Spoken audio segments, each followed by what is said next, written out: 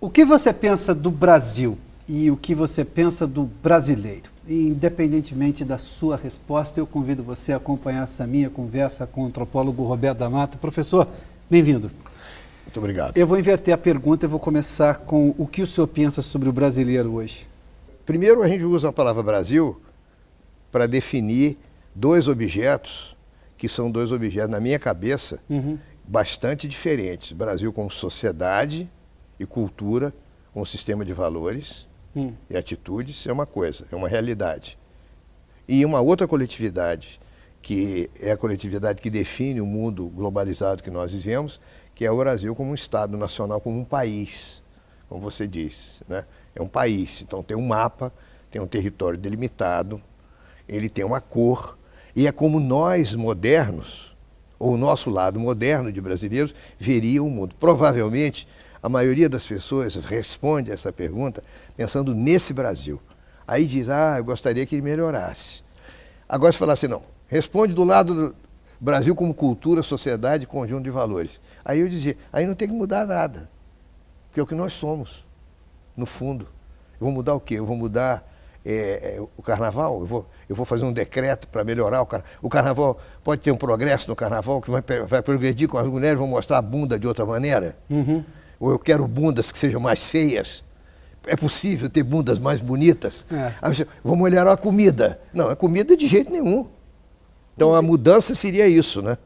Esse diálogo difícil entre essas coisas que nós prezamos e amamos, que estão dentro de nós, e essas coisas que estão vindo, que chegaram de fora.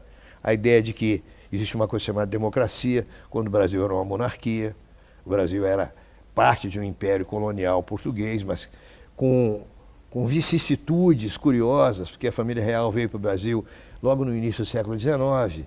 Então isso trouxe para o Brasil um sentimento muito forte de aristocracia, porque o Brasil de repente deixou de ser uma colônia e virou o centro de um império colonial português. O senhor sempre fez menção que o povo brasileiro, sempre quando se retrata o povo brasileiro, é o pobre.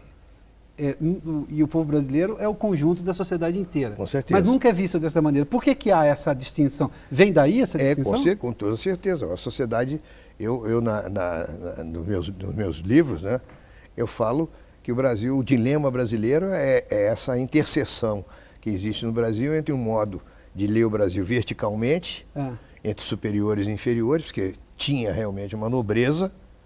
Nós tivemos um caso muito raro de uma aristocracia junto com escravidão negra.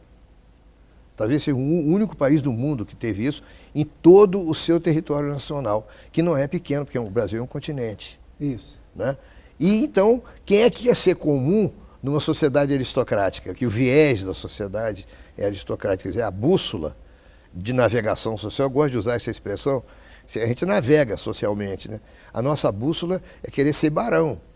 Ninguém quer ser um João Ninguém, todo mundo quer ser alguém. Essa oposição entre alguém e ninguém é o que gerou o sabe o que está falando, né? O jeitinho.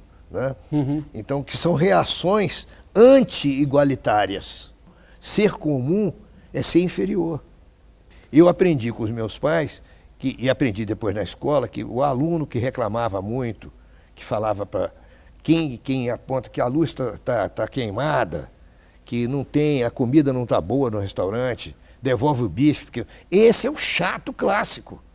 Você não deve reclamar. Você reclama com calma, com tranquilidade, o que nós aprendemos. Então é uma sociedade que você prefere engolir, e foi como nós tratamos o nosso regime escravocrata, porque os escravos eram diferenciados entre eles. Os escravos da casa faziam parte da casa, não eram membros da família, mas eram escravos da casa.